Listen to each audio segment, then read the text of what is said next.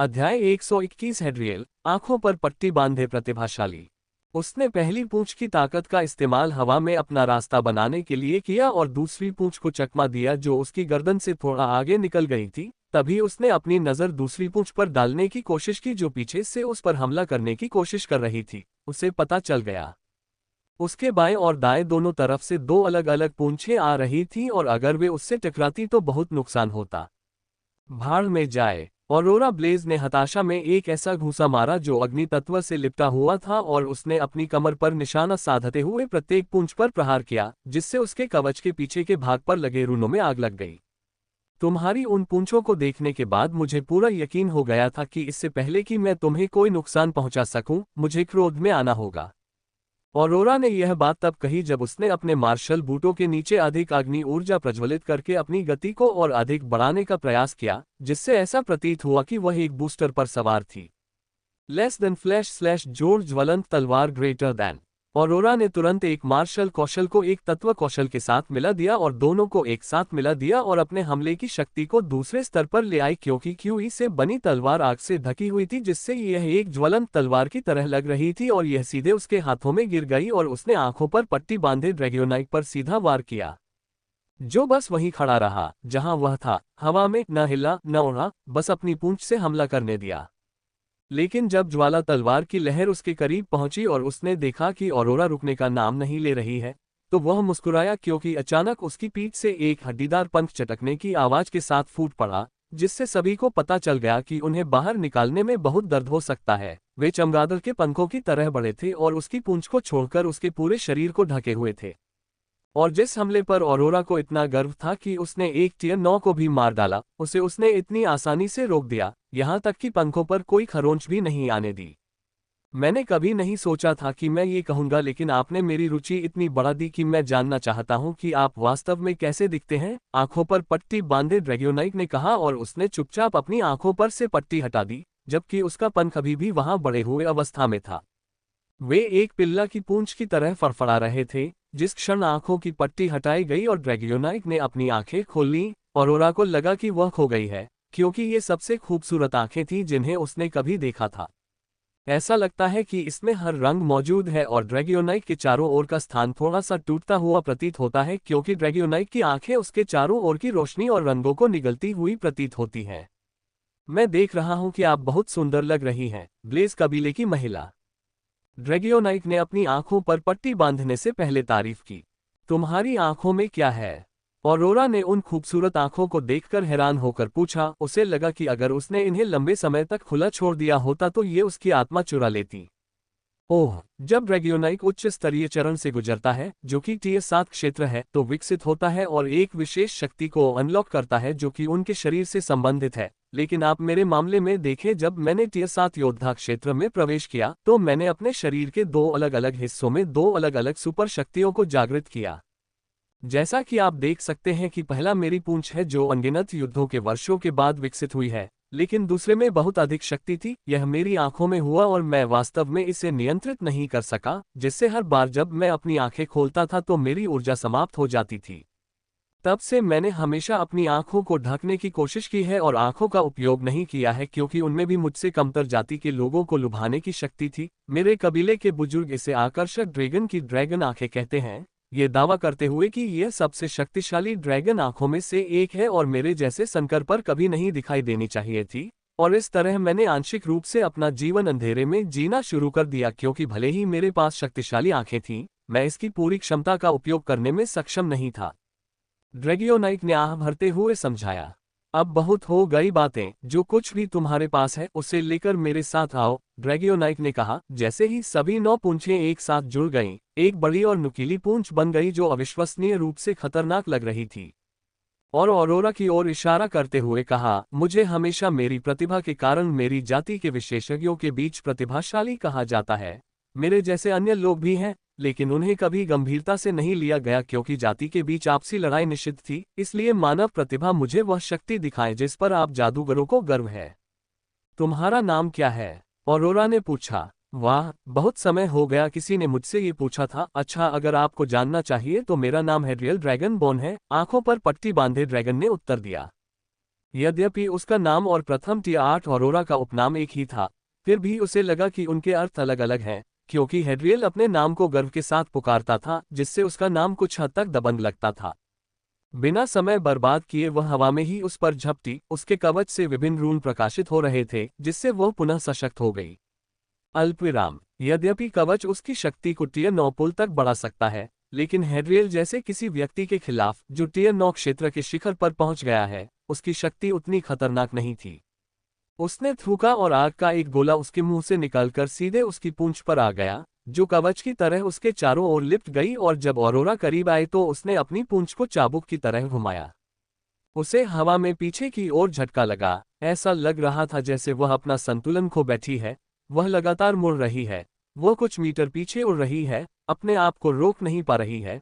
उसने देखा भी नहीं कि पूंछ उससे टकराए है, यह उसकी प्रतिक्रिया की गति से अधिक था। उस हमले की गति ने उसके हर उस गुण को तोड़ दिया जिस पर उसे गर्व था। हालांकि उसके कवच ने उसकी रक्षा की थी और अधिकांश क्षति को झेला था, फिर भी उसके अंदर का हिस्सा प्रहार के प्रभाव से हिल रहा था, क्योंकि पूंछ अब और भी भयावह हो गई थी। सिर्फ एक प्रहार ने उसके आंतरिक अंगों को हिलाने के लिए पर्याप्त आघात तरंग उत्पन्न की थी। जैसे ही उसे अंततः इतनी शक्ति मिली कि वह स्वयं को हवा में तैरने से रोक सके, उसने अपने सामने किसी को देखा, लेकिन वह अभी भी केवल अपनी दोनों भुजाओं को सामने की ओर मोड़ सकती थी, क्योंकि एक जलती हुई पूंछ उससे फिर से कोड़े मार रही थी। जैसा कि हेड्रियल उसका इंतजार कर रहा था, ठीक वैसे ही जैसे उसे उम्मीद थी कि वह वहां रुक पाएगी, और इस बार जब वह आखिरकार रुकी तो उसके मुंह से खून निकला। वह इसे रोकने की कोशिश कर रही थी, लेकिन उन दोनों के वार ने उसे उन दोनों के बीच के अंतर का एहसास करा दिया था। हेड्रियल गंभीरता से लड़ भी नहीं रहा था और केवल उसकी सीमाओं का परीक्षण कर रहा था, और फिर भी वह कम से कम एक बार भी जवाबी हमला नहीं कर सकी। जब उसने गुस्से में एक बड़ा आग का गोला बनाने की कोशिश की तो वह शर्मिंदा हो गई।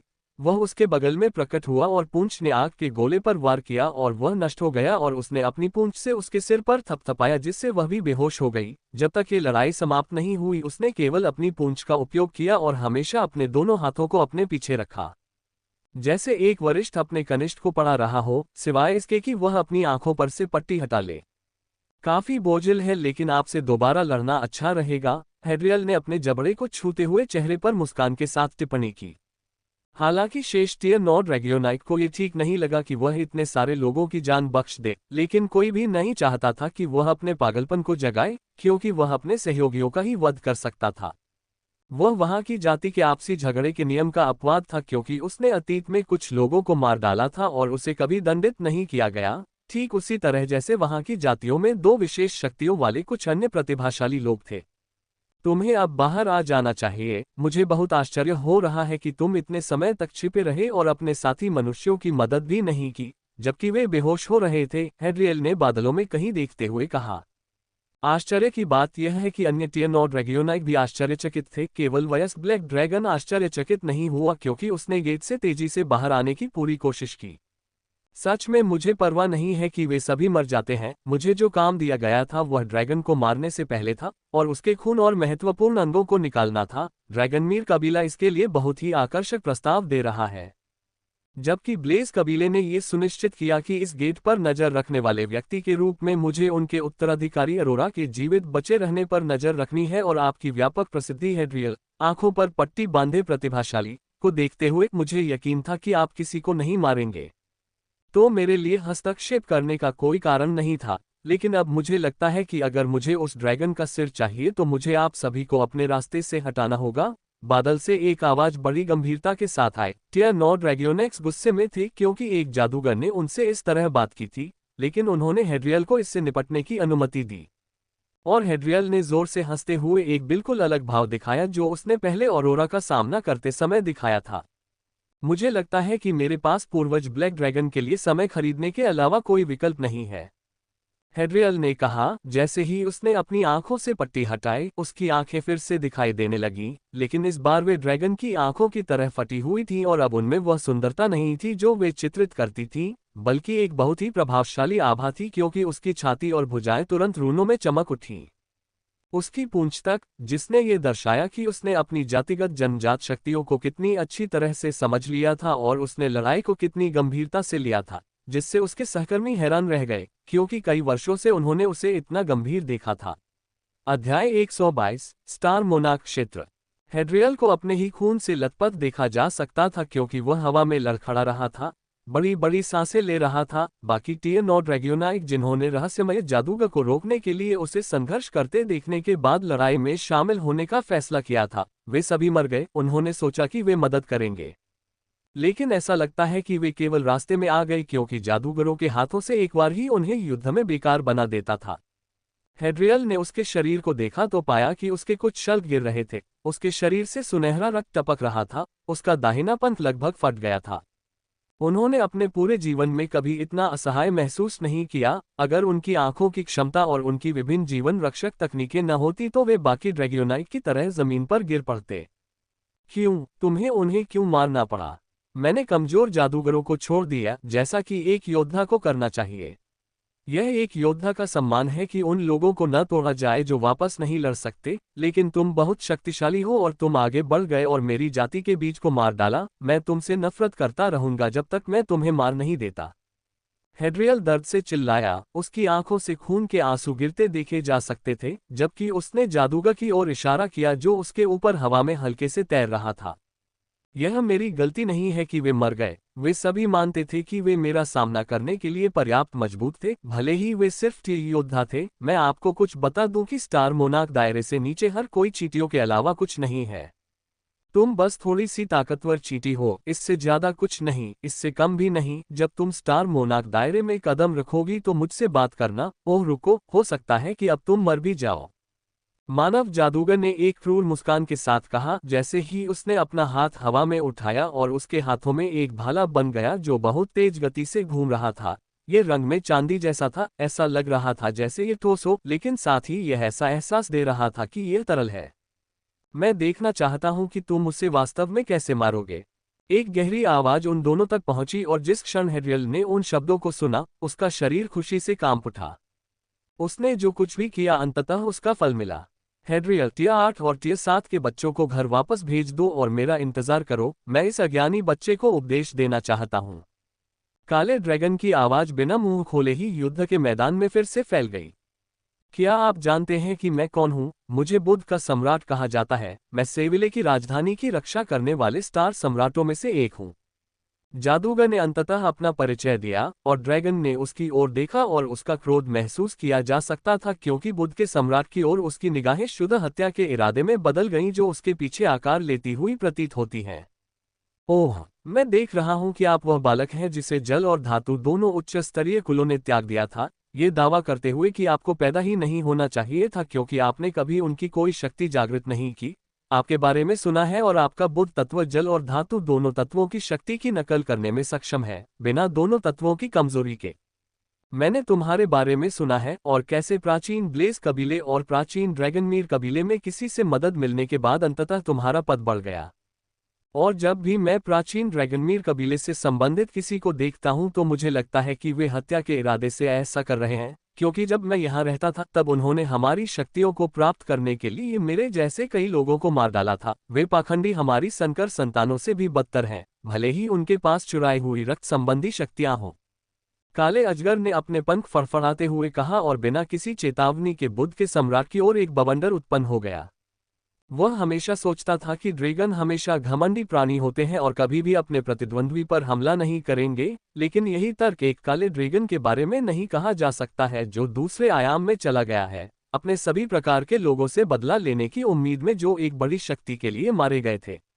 बकवास, बुद्ध के सम्राट ने चिल्लाते हुए कहा कि वह बवंडर से बचने की कोशिश कर रहा था, लेकिन फिर भी उसे विभिन्न बड़े वायु ब्लेडों से काटता हुआ पाया गया। लेस देन हाइब्रिड टियर मंत्र मर्करी आर्मर ग्रेटर दैन। सम्राट ने जल्दी से अपने शरीर के चारों ओर एक कवच का निर्माण किया जिसने उसे ढक दिया और उसे एक बहादुर जनरल की तरह दिखने लगा। बुद्ध तत्व से बने भाले के साथ और बुद्ध कवच पहनने के बाद उसकी आभा पूरी तरह से बदल गई और वह अंततः बवंडर के अंदर कई बड़े वायु ब्लेडों को पीछे हटाने में सक्षम हो गया क्योंकि उसने इसे तोड़ दिया और बवंडर से बाहर आ गया। बकवास, अल्पविराम। लेस देन हाइब्रिड टियर मंत्र मर्करी शील्ड्स ग्रेटर दैन। उसने तुरंत अपना सबसे बड़ा रक्षात्मक मंत्र इस्तेमाल किया और उसके सामने एक गोलाकार ढाल प्रकट हुई। हालांकि ये देखने में छोटी लग सकती थी, लेकिन इसका घनत्व और वजन दूसरे स्तर पर था। बुद्ध के सम्राट ने फिर से शाप दिया और देखा कि जब से उसने काले ड्रैगन का सामना किया था तब से वह शाप दे रहा था। और उसने फिर से इसलिए श्राप दिया क्योंकि एक बड़ी काली पूंछ उसकी ओर आ रही थी। लेस देन हाइब्रिड टियर मंत्र मर्करी शील्ड्स ग्रेटर दैन। उसने तुरंत अपना सबसे बड़ा रक्षात्मक मंत्र इस्तेमाल किया और उसके सामने एक गोलाकार ढाल प्रकट हुई। हालांकि ये देखने में छोटी लग सकती थी, लेकिन इसका घनत्व और वजन दूसरे स्तर पर था। लेकिन जैसे ही पूंछ ने शील्ड को छुआ, उसकी गर्व भरी मुस्कान गायब हो गई क्योंकि वह टूट गई और पूरी तरह से टूटने के संकेत देने लगी। बुद्ध के सम्राट ने तुरंत उस अवसर का उपयोग करके हवा की ओर उड़ान भरी। लेस देन हवा मेरा डोमेन है, ग्रेटर दैन। ड्रैगन ने पहली बार शब्द बोलने के लिए अपना मुंह खोला और राजा के लिए आश्चर्य की बात यह थी कि उसने भाषा समझ ली। भाड़ में जाए ये ड्रैगन शब्द शक्तियां, उसने फिर से शाप दिया क्योंकि उसने देखा कि ऊंची उड़ान भरने का गुरुत्वाकर्षण उसके लिए बहुत अधिक हो गया था क्योंकि उसे हवा में रहने से बहुत दबाव का सामना करना पड़ता था। लेस देन हाइब्रिड टियर मंत्र बुध वर्षा बूंद ग्रेटर दैन। इस बार राजा ने हजारों बूंदें बनाई जो उसके ऊपर तैर रही थीं। जैसे ही उसने अपना हाथ ऊपर उठाया, ड्रैगन ने अपनी आंखें सिकोड़ ली और मंत्र के रहस्य को जानने की कोशिश करने लगा। Less than hybrid star spell बुध वर्षा ग्रेटर दैन। सम्राट ने काले ड्रैगन की ओर इशारा करते हुए अपना हाथ नीचे कर दिया और ऐसा लगा जैसे ये किसी प्रकार का संकेत था। पारे की सारी वर्षा काले ड्रैगन की ओर बढ़ रही है। यदि सभी जादूगरों ने ये देखा तो वे अपनी पैंट में पेशाब कर देंगे क्योंकि जब वे बूंदे करीब आई तो ये स्पष्ट हो गया क्योंकि आकार एक इमारत जितना बड़ा था और बुध के वजन के साथ इसका वजन संभवतः इसके आकार से अधिक था। लेस देन नारकीय ड्रैगन श्वास ग्रेटर दैन। काले अजगर ने अपना मुंह खोला और अपने फेफड़े से एक काली ज्वाला निकाली, जिससे उसकी ओर आने वाली हर बूंद नष्ट हो गई और सांस राजा तक पहुंच गई। और जब उसने ये देखा तो वह डर के मारे चीख उठा और तेजी से उड़ने लगा, जबकि वह अभी भी अपने शरीर के चारों ओर गुरुत्वाकर्षण की शक्ति का विरोध कर रहा था क्योंकि वह उसका सबसे शक्तिशाली आक्रमण मंत्र था जो अजगर के करीब पहुंचने से पहले ही नष्ट हो गया था। अध्याय 123 ब्लैक ड्रैगन बनाम बुध का सम्राट। बुध के सम्राट ने बुध तत्वों से बने एक कठपुतली पक्षी को बुलाया क्योंकि पक्षी ने अपने स्वामी की तत्काल भावनाओं को महसूस करने के बाद जितनी जल्दी हो सके काले ड्रैगन श्वास को चकमा दे दिया। सौभाग्य से कुछ इंच तक परमाणु हमले से बचने के बाद बुध के सम्राट ने अपने मन को शांत किया और ये देखने के बाद कि उनके कठपुतली पक्षी में परमाणु हमले से बचने के लिए बहुत अधिक गति है, उन्होंने अधिक तर्कसंगत दिमाग के साथ काले ड्रैगन से लड़ने का फैसला किया। बुध के सम्राट को एहसास हुआ कि अगर वह कभी जीतना चाहता था तो ब्लैक ड्रैगन पर अंधाधुंध सबसे मजबूत हमला करने से उसे सफलता नहीं मिलने वाली थी। उसे ड्रैगन की कमजोरी ढूंढनी होगी। हालांकि ब्लैक ड्रैगन से लड़ने में उसे काफी नुकसान हुआ था, लेकिन वह कमजोर भी नहीं था। उसके संकर तत्व ने उसे सामना करने वाले किसी भी व्यक्ति के लिए एक बड़ी परेशानी बना दिया था। तुम रुको क्यों नहीं, मैं तुम्हें एक बार ब्लैकमेल कर दूं और इस लंबी लड़ाई से छुटकारा पा लूं। काले ड्रैगन ने गुस्से में जवाब दिया क्योंकि वह कठपुतली बुध पक्षी का पीछा करते करते थक गया था जो उसके करीब आने पर उसके पंजों से बच निकलता था। क्या हुआ, थक गए हो क्या? बूढ़े बुध के सम्राट ने हंसी उड़ाई और जैसे ही उसने देखा कि कठपुतली पक्षी की तेज गति के कारण उसे पकड़ने में उसे मुश्किल हो रही है, उसने काले ड्रैगन का मजाक उड़ाना सुनिश्चित किया। यद्यपि हवा में गुरुत्वाकर्षण अभी भी भारी था, लेकिन इसने बुध तत्व से बने पक्षी को प्रभावित नहीं किया। आखिरकार ये तरल हो सकता है क्योंकि इसका एक हिस्सा जल तत्व से आता है, जिससे ये तेज हो सकता है, लेकिन ये भारी भी था और धातु तत्व से आने वाले दूसरे भाग के कारण बहुत नुकसान पहुंचा सकता था। काला ड्रैगन क्रोधित हो गया जब उसने सुना कि बुध के राजा ने उसे बूढ़ा आदमी कहा और उसे बुध से बने कठपुतली पक्षी की दिशा में अपने बड़े पंख फड़फड़ाने को कहा। पक्षी ने ये हरकत देखकर उड़ने की कोशिश की। उसकी प्रतिक्रिया का समय उसकी पीठ पर खड़े बुध के सम्राट से भी तेज था। यद्यपि कठपुतली पक्षी को तत्वों के साथ बनाया गया था, लेकिन जब सम्राट ने स्टार सम्राट क्षेत्र में प्रवेश किया तो संकर तत्व बहुत उच्च स्तर पर पहुंच गए। इसलिए उनके मन का प्रयोग भी बहुत उच्च स्तर पर पहुंच गया, जिससे उनके आह्वान को कुछ सरल नियमों का पालन करने के लिए एक बुनियादी चेतना मिल गई। एक कठपुतली पक्षी की बात तो दूर, खतरे का पता लगाने की उसकी सहज बुद्धि उसके स्वामी से भी अधिक तीव्र थी। लेकिन फिर भी यह अपने स्वामी पर काले ड्रैगन द्वारा किए गए गुप्त हमले में भेजे गए अनेक वायु ब्लेडों से फटने और टूटने से बच नहीं सका, जो नारकीय लपटों से भी ढके हुए थे। पक्षी ने अपने स्वामी की रक्षा के लिए अपने शरीर का उपयोग किया और ड्रैगन के अधिकांश हमलों को झेल लिया। जब उसे एहसास हुआ कि वे विशाल ड्रैगन पंखों की सीमा और उसकी गति के साथ नारकीय हवा के ब्लेड से बच नहीं पाएंगे, बदले में राजा ने ड्रैगन की कमजोरी को खोजने के लिए काले ड्रैगन की ओर विभिन्न कोनों से 1000 से अधिक पारे के भाले भेजे, लेकिन काले ड्रैगन ने केवल एक पंख से खुद को ढक लिया और वापस उड़ रहे सभी पारे के भालों को पीछे हटाने में सक्षम रहा। राजा ने पक्षी पर अपना हाथ रखा, जिससे उसके शरीर में और अधिक पारा तत्व भेजे गए, जिससे कठपुतली पक्षी ठीक हो गया और उसने अपनी गति वापस पा ली, जिससे वह भालों से बच निकला। उसके पास ऐसे कौशल थे कि काला ड्रैगन भी शर्मिंदा हो गया, और जब पारा भाले एक दूसरे से टकराए तो अंतरिक्ष 3 गुना हो गया और विस्फोट से दुनिया गायब हो गई। आप उन विस्फोटक हमलों को कैसे रोक पाए? बुद्ध के सम्राट ने आश्चर्य से पूछा, क्योंकि उन्हें उम्मीद थी कि ये भाले ड्रैगन के पंखों को छूते ही फट जाएंगे, लेकिन लगता है कि इन पंखों में किसी प्रकार का पागलपन भरा रक्षात्मक हेरफेर है।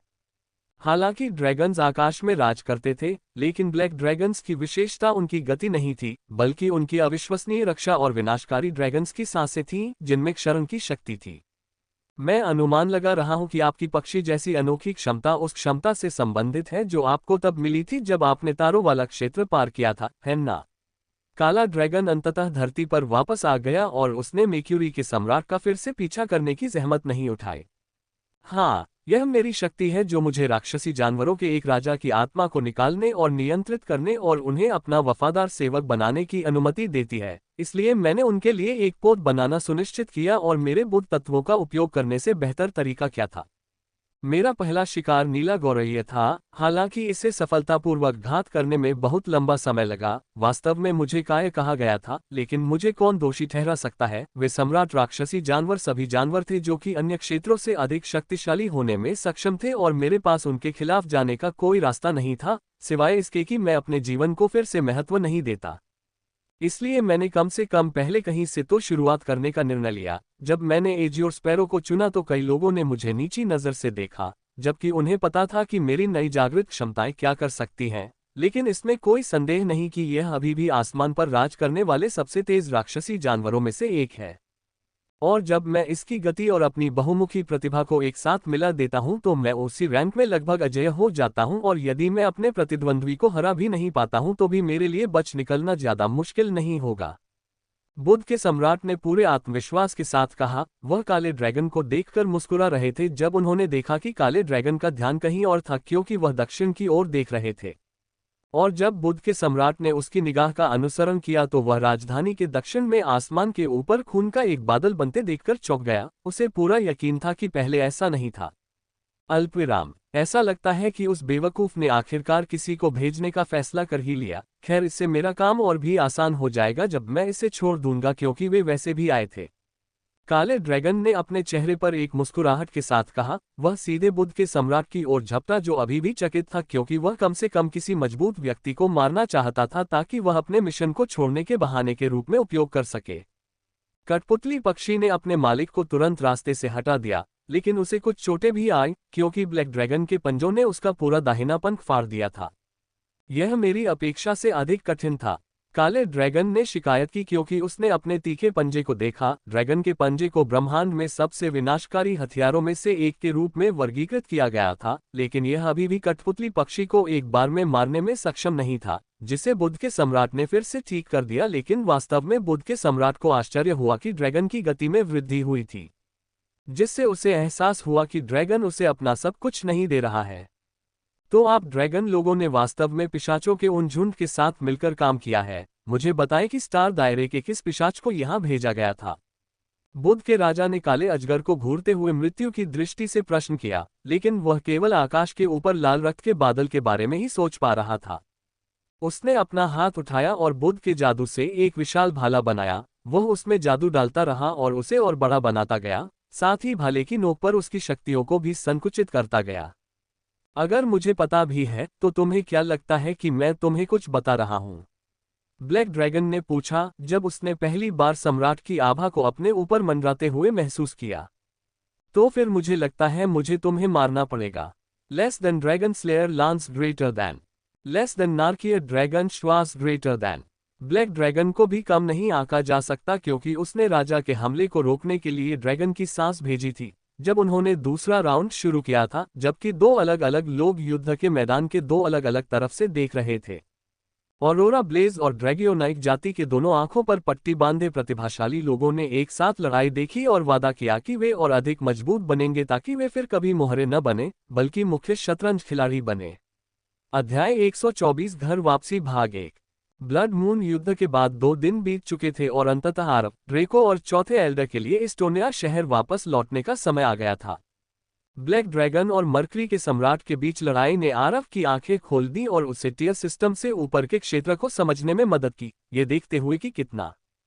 आरव हमेशा सोचता था कि टियर 9 क्षेत्र मार्शल क्षेत्र का शीर्ष है, लेकिन जब उसने देखा कि किस तरह से बुद्ध का सम्राट बिना समय बर्बाद किए और बिना कूलडाउन समय के अपने तत्वों में हेरफेर करता है, तो उसे एक कठोर जागृति मिली। और ये तथ्य कि वह स्टार मोनार्क दायरे में पहुंचकर उन्नत क्षमताओं को जागृत करने में सक्षम था, ये दर्शाता है कि टियर रैंक से ऊपर का दायरा सभी जादूगरों के लिए कई प्रकार की गहन क्षमताओं को खोल रहा था। लेकिन वह लड़ाई को ठीक से नहीं देख पा रहा था क्योंकि हर बार जब ब्लैक ड्रैगन और मरकरी के सम्राट के बीच टकराव होता था तो जो शॉकवेव उत्पन्न होती थी वह उसे बार बार मारने के लिए पर्याप्त थी। और चौथा बुजुर्ग उन दोनों की रक्षा करने के लिए पर्याप्त आश्वस्त नहीं था, जबकि वह प्रकृति के 2 राक्षसों के आघात से खुद को बचाने की कोशिश कर रहा था, जो सामान्य ज्ञान को चुनौती देता है। उनकी हर चाल में परमाणु हमले की क्षमता प्रतीत होती है, इसलिए उन्होंने ये सुनिश्चित किया कि वे युद्ध क्षेत्र से लगभग 2 किलोमीटर दूर हो, क्योंकि मोनार्क ऑफ मरकरी मंत्रों की सीमा को लगभग 1.5 किलोमीटर दूर से नियंत्रित किया जा सकता था, जिसने न केवल आरव को चौंका दिया बल्कि चौथे एल्डर को भी उन्हें ड्यूक से लड़ते हुए देखने से बहुत लाभ हुआ, जबकि ब्लैक ड्रैगन के शारीरिक और जादुई हमलों को 1.9 किलोमीटर दूर तक महसूस किया जा सकता था और उन राक्षसों के हमले की सीमा में रहना आत्मघाती होगा। यद्यपि इस तरह से आरव और ड्रेको को ब्लैक ड्रैगन और मरकरी के सम्राट दोनों को स्पष्ट रूप से देखने में कठिनाई हुई, लेकिन फिर भी वे दोनों के बीच अंतर करने में सक्षम थे। मरकरी के सम्राट के हमले काले ड्रैगन के हमले से स्पष्ट रूप से भिन्न थे क्योंकि हर बार जब सम्राट हमला करता था तो एक सुनहरे रंग की चमक होती थी और जब काला ड्रैगन हमला करता था तो एक भयावह काले रंग की चमक होती थी। और भले ही सिल्वर लाइट जवाबी हमला करती हुई प्रतीत होती है, लेकिन उन्हें यकीन था कि ब्लैक लाइट अधिक भयानक थी क्योंकि वह बिना हिले डुले सिल्वर लाइट के सभी हमलों को झेल लेती थी। लेकिन हर बार जब वे काली रोशनी की चमक देखते थे तो उन्हें यकीन हो जाता था कि यह चमक हमेशा कुछ 100 मीटर दूर तक उड़ती है। हालांकि अगले दिन पूरी राजधानी ने एक बहुत ही परेशान करने वाली खबर सुनी। उन्होंने सुना कि राजधानी ने 3 संरक्षक खो दिए हैं और आरव ने ब्लैक ड्रैगन और मरकरी के सम्राट की चर्चा से जो सुना था उससे वह जानता था कि राजधानी में संरक्षक का मतलब एक जादूगर था जो पहले ही स्टार सम्राट क्षेत्र में कदम रख चुका था, क्योंकि केवल वे ही संरक्षक की उपाधि के योग्य थे। लेकिन बाद में आरव को पता चला कि बुद्ध का सम्राट सौभाग्य से मौत से बच गया, लेकिन उसे गंभीर चोटें आई क्योंकि ड्रैगन ने अपने वंशजों में से एक के अनुरोध के कारण अंतिम क्षण में गंभीर होने के बाद उसे मारना छोड़ दिया था। लोकप्रिय रूप से आंखों पर पट्टी बांधे प्रतिभाशाली के रूप में जाना जाता है क्योंकि वह अपने कबीले के लोगों की हत्या का बदला लेना चाहता था और बुद्ध के सम्राट को अपने हाथों से मारना चाहता था, और इस पागल अनुरोध को ब्लैक ड्रैगन ने आश्चर्यजनक रूप से स्वीकार कर लिया था, जिसने बहुत सारे मानव जादूगरों को आश्चर्यचकित कर दिया था क्योंकि उन्होंने कभी ऐसा नहीं किया था।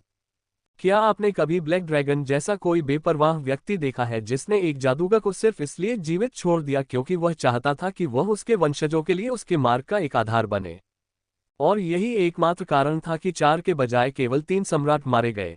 ऐसा लगता है कि दूसरा आयाम वास्तव में राजधानी की सेनाओं को खत्म करने के लिए तैयार था क्योंकि उन्होंने उसी रैंक को मारने के लिए जबरदस्त ताकत और अनुभव वाले 4 स्टार मोनार्क प्राणियों को भेजा था।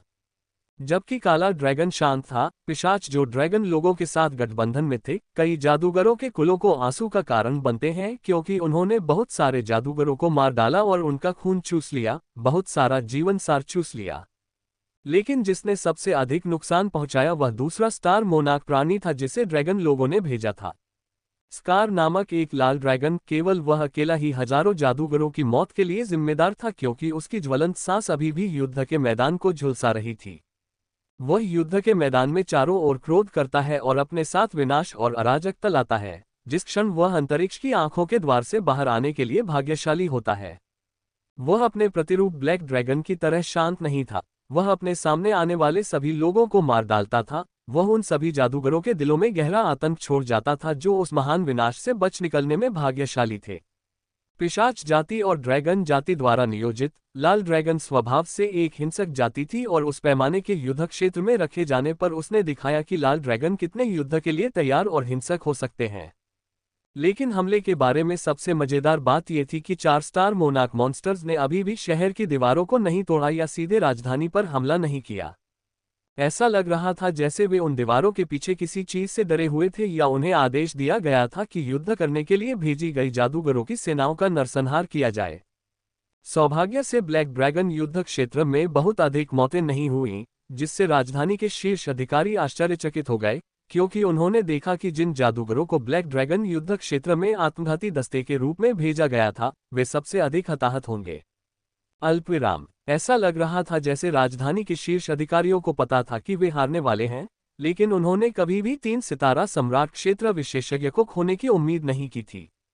लेकिन हार ऐसी थी जिसका सामना वे हमेशा करते थे। उन्होंने केवल ये सुनिश्चित किया कि वे पिछले ब्लड मून जैसी गलती न करें और इसके बजाय जादूगरों के साथ फाटकों की रक्षा के लिए बहुत सारे स्टार मोनार्क दायरे को भेजे, क्योंकि वे हमेशा अपनी गलतियों से सीखते हैं कि कभी भी दोबारा नहीं काटा जाएगा। तारांकन तारांकन तारांकन तारांकन, क्या तुमने अपना सारा सामान पैक कर लिया है? चौथे एल्डर ने अपने बालों को पोनीटेल में बांधते हुए और ड्रेको और आरव को देखते हुए पूछा। उसके चेहरे के भाव आखिरकार पूरी तरह से सामने आ गए, जिससे आरव उसकी दाहिनी आंखों के आर पार फैले लंबे हथियार के निशान को देख सका। हाँ बड़े, आरव ने उत्तर दिया। वह वास्तव में कभी भी राजधानी में कुछ नहीं लाया, लेकिन उसने अपने भाई बहनों के छोटे समूह के लिए कुछ चीजें खरीदी। लेकिन सारा पैसा ड्रेको की जेब से आया था, क्योंकि उसके पास कोई पावर स्टोन नहीं था और वह एक कंगाल युवा मास्टर था। आखिरकार उसके दादा ने उसकी सारी युद्ध योग्यता ठग ली थी, जिससे वह चच के चूहे से भी अधिक गरीब हो गया था। यदि ये तथ्य न होता कि कबीला उसके भोजन और वस्त्र भत्ते के लिए जिम्मेदार था, तो वह कबीला के खजाने से चोरी करने पर भी विचार करने लगता। तो फिर चलो बाहर चलें। तारांकन तारांकन तारांकन तारांकन अध्याय 125 घर वापसी भाग 2। एकांत प्रांगण में 2 किशोरों को एक दूसरे के खिलाफ तलवारें लेकर लड़ते देखा जा सकता था। उनमें से एक की तलवार शुद्ध पृथ्वी तत्वों से लेपित थी, जिससे उसे देखने वाले को भारीपन का एहसास हो रहा था, जबकि दूसरे किशोर की तलवार शुद्ध सुनहरे प्रकाश से चमक रही थी, जो धातु तत्व का प्रतिनिधित्व करता था, जिससे उसकी तलवार को एक अतिरिक्त तेज प्रवाह और घातक कंपन मिल रहा था। किसी भी हमले से खुद को बचाने के लिए उसने अपनी छाती के चारों ओर एक पृथ्वी कवच पहना हुआ था। Clang clang boom. वे दोनों एक दूसरे की कमजोरी पर हमला करने के बाद एक दूसरे से अलग हो गए, लेकिन एक दूसरे के जवाबी हमले से उन्हें पीछे हटना पड़ा। महोदय, आजकल यह उबाऊ होने लगा है, क्या आपको ऐसा नहीं लगता विनाश? पहले युवक ने पूछा, जैसे ही उसने अपनी हल्की तलवार वापस म्यान में डाली और दूसरे का सामना किया, जिसने केवल अपना सिर हिलाया। ये 2 किशोर आर्थ और अविनाश थे, जो हमेशा आरव का पीछा करते थे। आरव के राजधानी के लिए रवाना होने के बाद से वे लगातार प्रशिक्षण ले रहे हैं। पहले तो सभी को लगा कि वह जल्द ही आने वाला है, लेकिन 1 सप्ताह तक आरव को न देखने के बाद उन्हें एहसास हुआ कि वे शायद निकट भविष्य में अपने मुख्य बॉस से नहीं मिल पाएंगे, इसलिए उन्होंने अपने अपने स्तर पर मुकाबला फिर से शुरू कर दिया। यद्यपि गोलेम उन्हें धकेलने के लिए आसपास नहीं थे, फिर भी वे एक दूसरे के साथ थे और बहुत सारे संचार के बाद वे अपनी कमजोरियों का पता लगाने में सक्षम हो गए हैं। एक दूसरे के आक्रमण पैटर्न में और इसे सुधारने के लिए एक साथ काम किया है, और एक साथ सैकड़ों मुकाबलों के बाद वे अंततः खुद को इससे मुक्त करने में सक्षम हुए हैं। उनकी कुछ कमजोरियां या सीमित परिस्थितियां हैं जहां वे हमलों का मुकाबला करने में सक्षम हैं। काश आरव जल्दी आ जाता, मुझे लीजन के खिलाफ अपनी ताकत के नए स्तर को परखने की जरूरत है, अविनाश ने अपनी आंखों में एक प्रकार की ज्वाला जलते हुए कहा। आर्थ ने उसकी ओर देखा और हंसा। क्यों न टाइटन को चुना जाए, आखिरकार वह आप पर आसानी से वार करेगा, लेकिन हम दोनों जानते हैं कि वह कमीना लीजन एक क्रूर रीपर है और टाइटन से हारने के बाद उसकी युद्ध शैली में व्यापक परिवर्तन आया है, जिससे वह एक जल्लाद बन गया है। मुझे नहीं लगता कि आप ऐसे गोलेम के साथ कभी भी वार करना चाहेंगे, जो अपनी सारी कुशलता को सबसे घातक प्रहार करने में लगा रहा है। आर्थ ने अपने परिवार और दोस्त का मजाक उड़ाने के बाद सलाह दी। नहीं पुरुषों, आपको 1 से अधिक शब्द कहने होंगे। आप जानते हैं कि मैं हमारी सभी बातचीत में पहला बयान शुरू करने वाला व्यक्ति बनकर थक गया हूं, और अधिक कारण जबकि अभी भी आरव गायब है। जब भी वह आसपास होता है, तुम हमेशा बातें करते हो मेहन। मुझे अभी एक विचार आया, मुझे लगता है कि हमें अन्य कुलों के पास जाना चाहिए और मुसीबत की तलाश करनी चाहिए। शायद उन्हें चुनौती देकर सभी टीआई जादूगरों की पिटाई करनी चाहिए और अपने प्रसिद्धि को इकट्ठा करना शुरू करना चाहिए, जैसे सातवें बड़े ड्रेको ने किया था जब वह छोटा था। आर्थर ने अविनाश की ओर देखते हुए सुझाव दिया। एक दूसरे के खिलाफ लड़ने और एक दूसरे की ताकत और कमजोरी को जानने के कारण उन्हें आपस में विजेता का पता लगाने में कठिनाई हो रही है। हालांकि उनके अपने मजबूत बिंदु हैं, लेकिन फिर भी ये चुनना एक समस्या बन गई है कि कौन विजेता था। वे बहुत अधिक शक्तिशाली थे क्योंकि उनकी लड़ाई हमेशा बराबरी पर समाप्त होती थी, क्योंकि उनकी ताकत का स्तर लगभग समान था। हालांकि वे जानते थे कि परिष्कृत युद्ध तकनीकों के कारण वे सभी मुकाबलों के माध्यम से बहुत अधिक मजबूत हो गए हैं। लेकिन अगर वे एक दूसरे के खिलाफ लड़ते रहेंगे तो वे कभी आगे नहीं बढ़ पाएंगे, और यही कारण था कि आर्थर ने सुझाव दिया था कि वे दूसरे कुलों के पास जाएं और एक योग्य अवसर की तलाश करें। और अविनाश ने आर्थर के सुझाव के बारे में सोचते हुए अपने जबड़े पर हाथ रख लिया। वास्तव में लीजन से लड़ने में उसकी दिलचस्पी केवल उसके पिता के कारण थी, जिन्होंने भी भाले के रास्ते का अनुसरण किया। हालांकि उनके पिता, जो गॉर्डन कबीले के चौथे सबसे बड़े थे, उन्होंने बचपन से ही कबीला छोड़ दिया था। इससे अविनाश को बचपन में बहुत ठेस पहुंची, जिससे उसने बचपन में ही अपने दिल को बंद कर लिया और लोगों पर आसानी से भरोसा न कर पाने के कारण वह स्वाभाविक रूप से अंतर्मुखी हो गया। अल्पविराम। पहले तो उसने तलवार के रास्ते पर चलना शुरू किया ताकि वह अपने पिता को चोट पहुंचा सके। जब वह अंततः वापस आया तो उसे पता था कि उसके पिता चाहते थे कि वह भी उसकी तरह भाले के रास्ते पर चले, क्योंकि वह निश्चित रूप से तलवारबाज बनना नहीं छोड़ना चाहता। लेकिन हर विद्रोही बच्चे की तरह उसने इसके विपरीत किया, और फिर वह गलती से तलवार के रास्ते से प्यार करने लगा और यह भूल गया कि उसने पहली बार तलवार क्यों उठाई थी, और अब उसका तलवार चलाने का अभ्यास बंद करने का कोई इरादा नहीं था, क्योंकि वह जानता था कि ऐसा करने से उसके पिता के साथ चीजें बदतर हो जाएंगी। लेकिन अब उसे लगा कि अगर वह लीजन के खिलाफ आमने सामने खड़ा हो सके, जो भला विशेषज्ञ है, या लीजन की तरह तलवार क्यूई को जागृत करने का कोई तरीका खोज सके, तो वह अपने पिता को अपने रास्ते के बारे में समझाने में सक्षम हो सकता है, क्योंकि वह निश्चित रूप से तलवारबाज बनना नहीं छोड़ना चाहता। यदि आपने कभी ऐसा करने की कोशिश की तो मुझे यकीन है कि आप सभी वहां के सभी निम्न स्तरीय जादूगरों के खिलाफ एकजुट हो जाएंगे और काली आंखों के साथ घर वापस आ जाएंगे। एक स्त्री की आवाज उनके कानों में घुस गई और उन्होंने पीछे मुड़कर देखा तो नाइट और अवनी को आते हुए देखा। व्याख्या करना। इससे पहले कि आर्थर जवाब दे पाता, अविनाश ने उसे बोलने से पहले ही हरा दिया। ड्रेको ने जो किया उसके बाद अन्य कबीले हमेशा गॉर्डन कबीले की प्रतिभाओं से थके हुए हैं, और ऐसा लगता है कि आप सभी ने इस पर ध्यान नहीं दिया है। लेकिन आरव के प्रकट होने के बाद गॉर्डन कबीले की युवा पीढ़ियों पर नजरें टिकी हैं, क्योंकि उनका मानना था कि उनका युग ड्रेको के युग से भी बदतर होगा। अवनी ने बताया कि जब वह आखिरकार उन दोनों के पास पहुंची तो क्या हम यहीं रहें? क्या आगे कोई और रास्ता नहीं है? मेरे अंदर इतनी ऊर्जा भरी हुई है कि मैं अगले रक्त चंद्रमा का इंतजार नहीं कर सकता। आर्थर ने एक गलत अभिव्यक्ति के साथ पूछा। वह बस कुछ लोगों से लड़ना चाहता था जो उसके कबीले से नहीं थे, और थोड़ा दिखावा करना चाहता था कि उन्हें उसके चेहरे के साथ हिंसक क्यों होना पड़ा। उसने सोचा, वह गॉर्डन कबीले में कभी दिखावा नहीं कर सकता क्योंकि यह आरव का घरेलू मैदान था। दूसरी पीढ़ी में हर कोई हमेशा उसे कट्टरपंथियों की तरह देखता था। हालांकि ब्लड मून की लड़ाई के बाद आरव ने कभी ध्यान नहीं दिया, लेकिन आर्थर कैसे ध्यान नहीं देगा, क्योंकि वह तो ध्यान चाहता है, और वह जानता था कि उसे उस प्रकार का ध्यान पाने के लिए कहीं जाना होगा जिसके लिए वह बेताब था। ठीक है, क्यों ना आप आरव से मिले और उसे अपने पीछे आने दें, जिससे आप पर कोई दबाव नहीं पड़ेगा, क्योंकि उसका टाइटन एक टियर 3 जादूगर को पकड़ सकता है, जबकि आप सभी टियर 1 जादूगरों को मारेंगे।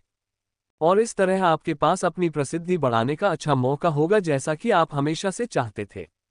अवनी ने समझाया। लेकिन आरव अभी तक वापस नहीं आया है। रुको, मुझे मत बताओ, आर्थर ने आश्चर्य से पूछा, क्योंकि उसे अवनी के शब्दों में कुछ कमियां समझ में आ गई थी। हाँ, ये वही है जो आप सोच रहे हैं कि आरव आज वापस आ रहा है। मेरे पिताजी ने मुझे पहले बड़े ने बताया था, अवनी ने आत्मसंतुष्ट होकर कहा, और वे सभी उसके चेहरे पर आत्मसंतुष्ट भाव को भूलकर खुशी से मुस्कुराए। अध्याय 126 पिता और पुत्र के बीच पुनर्मिलन। आरव को ये देखकर आश्चर्य हुआ कि लगभग पूरा कबीला उसके घर वापस आने के बाद उसके स्वागत के लिए दरवाजे पर खड़ा था। उसे ये भी पता नहीं था कि उन्हें कैसे पता चला कि वह आज वापस आ रहा है, लेकिन एक बात तो तय थी कि वह आखिरकार घर आ गया था और उसे राजधानी की तरह हर समय अपने कंधों से ऊपर देखने की जरूरत नहीं थी। जब उन्होंने पिछले कुछ दिनों में हुई उन सभी घटनाओं के बारे में सोचा, जब वे टियर 3 एस्टोनिया शहर से दूर थे, तो उन्हें राहत मिली। पहले तो अधिक उन्नत राजधानी शहर को देखना एक सपने जैसा था, लेकिन राजधानी में जाने के बाद एक भर्तीकर्ता द्वारा लगभग मारे जाने के बाद, जो अपने निजी लाभ के कारण उसे प्रवेश नहीं करने देना चाहता था, और परिवार के अनुरोध पर उन्हें अंततः एहसास हुआ कि राजधानी शायद वैसी नहीं होगी जैसी कि उसे चित्रित किया गया था।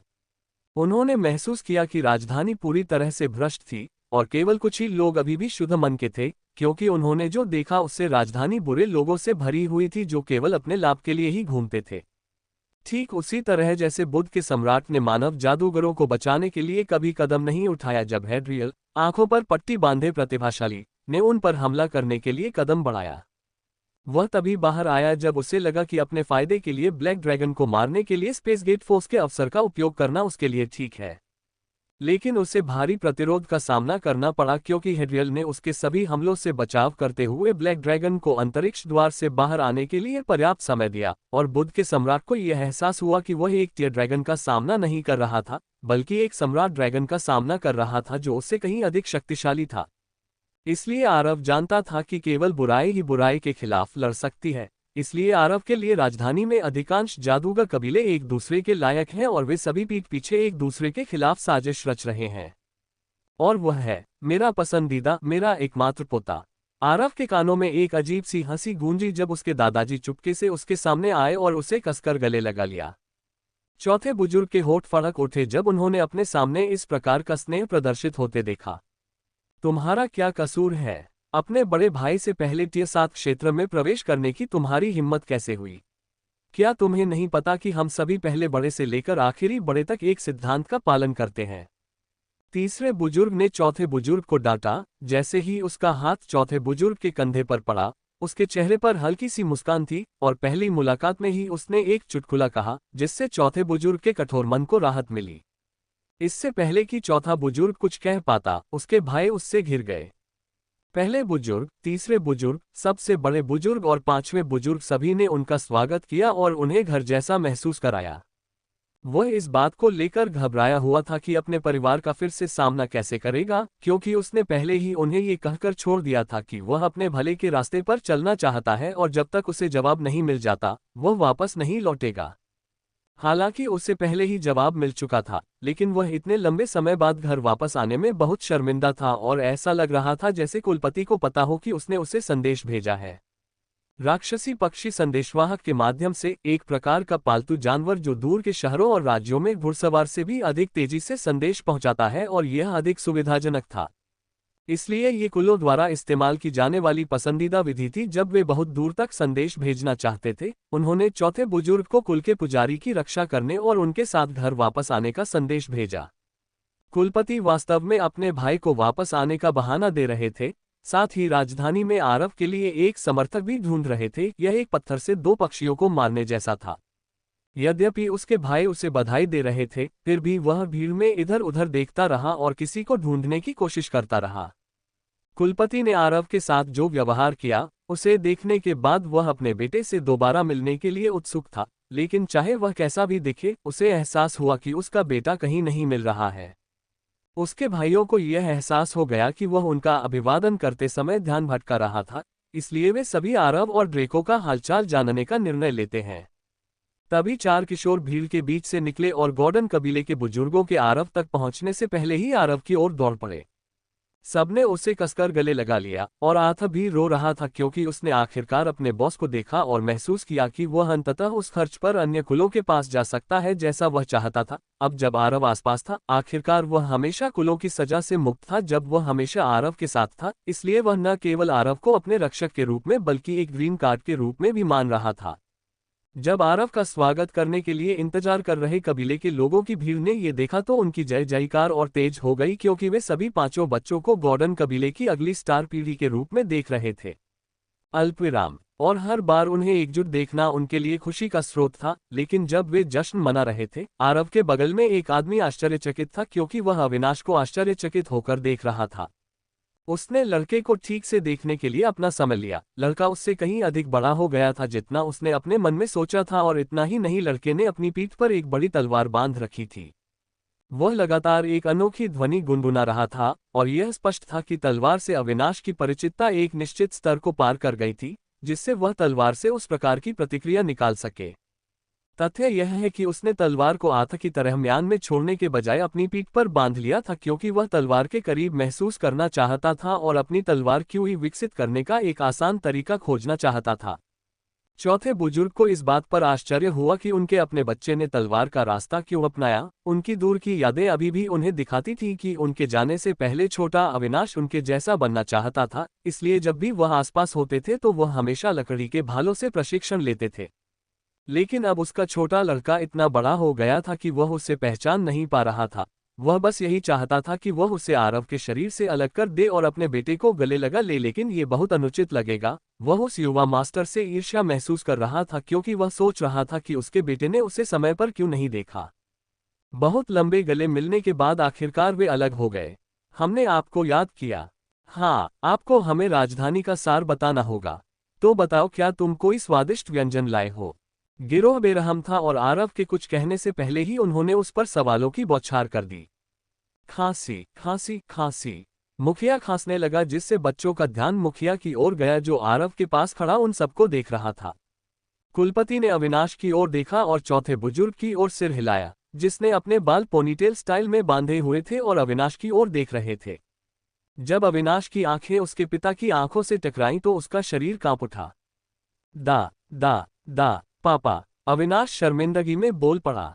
हेलो अविनाश, बहुत समय हो गया, लेकिन तुम्हारी आंखें अभी भी तुम्हारी माँ जैसी खूबसूरत हैं। चौथे एल्डर ने अविनाश को गले लगाते हुए उसकी तारीफ की। गॉर्डन कबीले के सभी बुजुर्गों ने राहत की सांस ली। वे सभी उम्मीद कर रहे थे कि वह इस बात पर भड़क उठेंगे कि उनका बेटा तलवार का इस्तेमाल क्यों कर रहा है, लेकिन वे ये देखकर आश्चर्यचकित थे कि उन्होंने इस बात को नजरअंदाज कर दिया और इतने वर्षों में अपनी कमियों को पूरा करने की कोशिश की। अध्याय 127 एल्डर्स मीटिंग भाग 1। गॉर्डन कबीले के सिंहासन बैठक कक्ष के अंदर कुल 8 लोगों को उनके सिंहासन पर बैठाया गया था। सिंहासन के पीछे संख्याएं अंकित थीं, ताकि कबीले में उनकी स्थिति स्पष्ट हो सके। मुझे नहीं लगता कि इतने लंबे समय में हमारे पास कभी भी इस तरह का फुल हाउस रहा होगा, बड़े बुजुर्ग ने मुस्कुराते हुए कहा, जब उन्होंने अपने सभी भाइयों को बैठे हुए देखा। उन सभी को एक साथ लाना हमेशा कठिन होता था, लेकिन यहाँ वे सभी एक साथ थे और केवल एक व्यक्ति गायब था। हाँ, मुझे भी आश्चर्य हुआ कि बूढ़ा दूसरा अपने नकली एकांत से बाहर आ गया। मैंने सोचा था कि कबीले में जो कुछ भी हुआ वह तुम्हें फिर कभी नहीं हिला सकेगा। तीसरे बुजुर्ग ने दूसरे नंबर के सिंहासन पर बैठे एक व्यक्ति की ओर देखते हुए कहा, और कमरे में मौजूद हर व्यक्ति तीसरे बुजुर्ग की हंसी में शामिल होने से खुद को नहीं रोक सका। नंबर 2 सिंहासन पर बैठे आदमी का चेहरा पीला था। उसका पूरा शरीर बहुत पतला था और वह बेहद सुंदर था। उसकी उम्र का जरा भी अंदाजा नहीं लग रहा था। उसे देखने वाला कोई भी व्यक्ति उसे एक युवा विद्वान समझ सकता था, क्योंकि उसे यह नहीं मालूम था कि वह एक बूढ़ा राक्षस था जिसने बहुत लंबे समय तक अपना चेहरा न दिखाने का फैसला किया था। अगर मैं नहीं आया तो मैं अपना चेहरा क्यों नहीं दिखाऊंगा? ऐसा लगेगा जैसे मैं अपने छोटे भाई को नीचा दिखा रहा हूं। ये तथ्य कि गॉर्डन्स कबीले का चौथा बुजुर्ग वापस आ गया है, शायद हम सभी के लिए बाहर आकर जश्न मनाने के लिए पर्याप्त है, क्योंकि वहां शराब होगी। जैसे ही उस आदमी ने शराब का जिक्र किया, वे सब उपहास करने लगे, क्योंकि वे जानते थे कि वह केवल इसलिए आया था क्योंकि वे निश्चित रूप से अपने भाई का स्वागत करने के लिए नई विशेष शराब लाने वाले थे। वह जल्दी से अपने भाई के लिए शराब का प्याला उठाता है और कबीले के लिए उदारता से लौटने की कामना करता है। जैसे ही सभी बुजुर्गों और कुलपति ने ये देखा, उनके चेहरे के भाव तुरंत बदल गए। मुझसे झूठ मत बोलो भाई, तुम ही हो जो मेरी सारी लौकी चुरा रहे हो। तीसरे बुजुर्ग ने तुरंत सवाल किया। उन्होंने कई लौकी के गायब होने पर ध्यान दिया था, लेकिन उन्होंने सोचा कि यह उनके पोते या उनके सगे बच्चे द्वारा चुराया गया है, इसलिए उन्होंने इसे कभी गंभीरता से नहीं लिया। लेकिन उसे एहसास हुआ कि उसने एक व्यक्ति को अनदेखा कर दिया था जो नकली एकांत में था, और जिस क्षण दूसरे ने उस प्रकार की शराब निकाली, ये स्पष्ट हो गया कि उसकी सारी शराब का अपराधी कौन है, क्योंकि शराब की लौकी पर विशिष्ट निशान थे। और अगर वह चाहता तो चुपके से चीजें चुराने में दूसरे बुजुर्ग से बेहतर कोई नहीं था, क्योंकि वह जिस प्रकार के गोलेम में माहिर था। नहीं नहीं नहीं, आप इसे चोरी नहीं कह सकते, इसे लेना कहते हैं। मैंने केवल अपने छोटे भाई से शराब ली थी। तीसरे बुजुर्ग ने दूसरे बुजुर्ग को गुस्से से देखा, लगभग गुस्से से फटने ही वाला था। वह अपने बड़े भाई की मोटी चमड़ी को फिर से बर्दाश्त नहीं कर सका।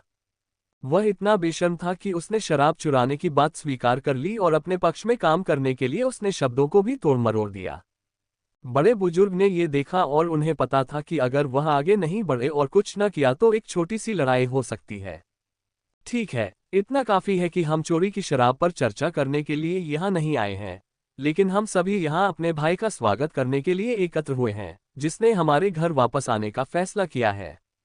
बड़े बुजुर्ग ने कहा और हर कोई फिर से चौथे बुजुर्ग की ओर मुड़ गया। और सब लोग मुझे ऐसे क्यों देख रहे हैं? आम आदमी कुछ तो कहो, आप 2 घंटे से यहाँ हैं और अपने बेटे को देख चुके हैं। हमें लगता है कि हमने आपको निराश किया है और हम कम से कम यही उम्मीद करते हैं कि आप हम पर अपना गुस्सा निकालें। कुलपति ने घबराकर कहा। चौथे बड़े, और मैं ऐसा क्यों करूंगा?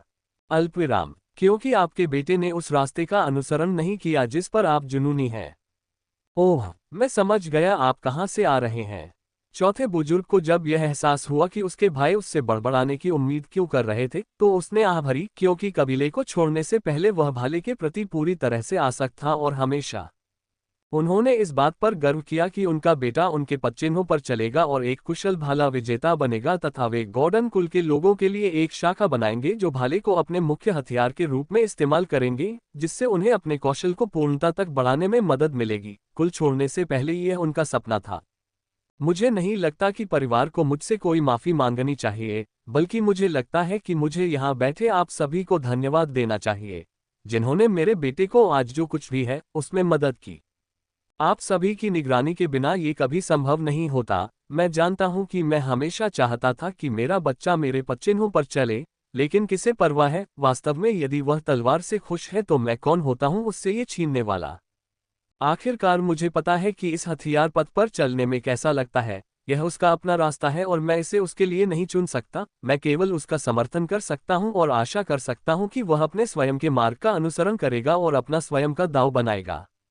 चौथे बुजुर्ग ने काफी सोच विचार के बाद समझाया, जिससे कमरे में मौजूद हर कोई उसे अजीब नजरों से देखने लगा, जब तक कुलपति उसके सामने नहीं आ गए और उसकी आंखों में सीधे नहीं देख लिया।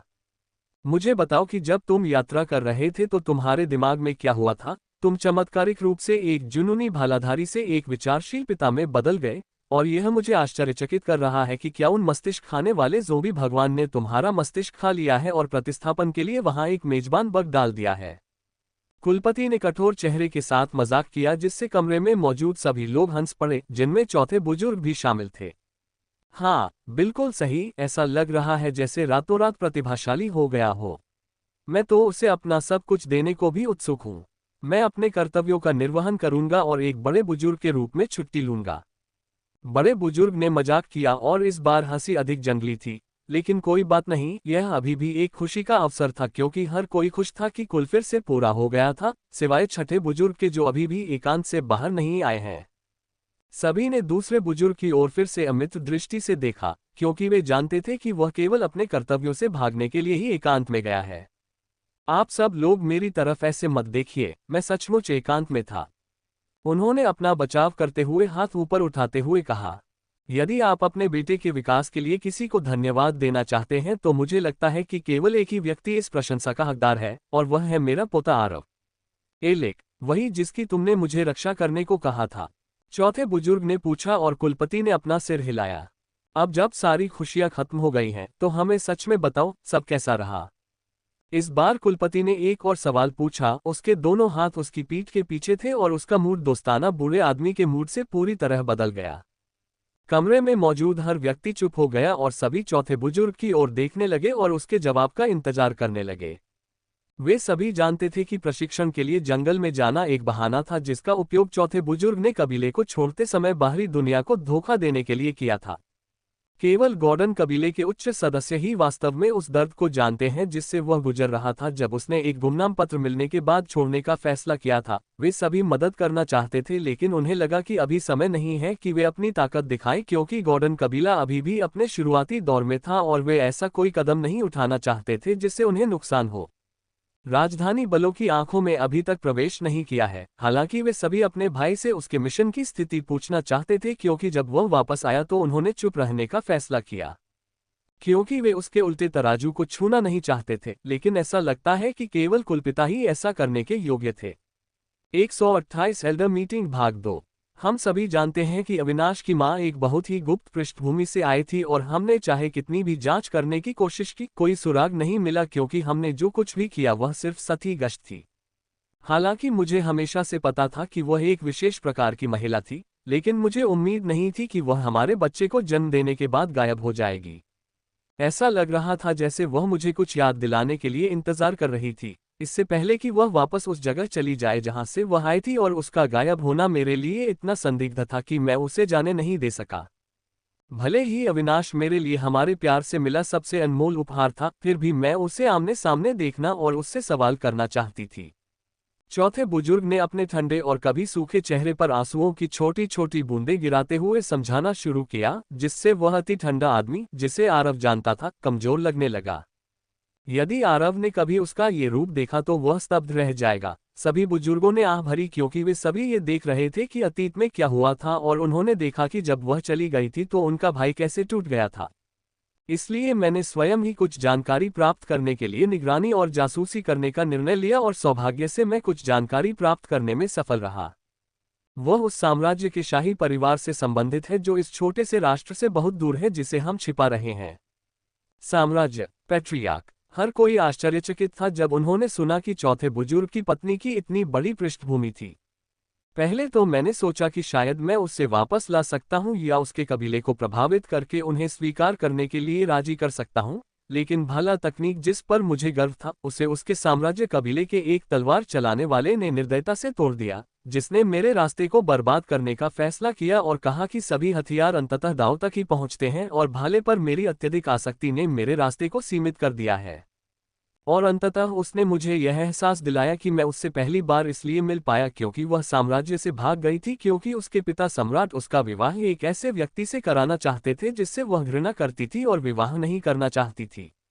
ये सोचकर कि उसे वह करने के लिए नियंत्रित किया जा रहा है जिसमें वह भाग नहीं लेना चाहती, उसे गुस्सा आता था, और इस तरह मैं उससे मिलने के लिए भाग्यशाली था। चौथे बुजुर्ग ने अपनी मुट्ठी भींचते हुए कहा, जब उन्हें उस अपमान का ख्याल आया जो उन्हें हारने पर सहना पड़ा था। क्या तुम उसके पिता को ये बता पाए कि तुम सबने मिलकर एक परिवार शुरू कर दिया है और तुम उसे खुश रख सकते हो?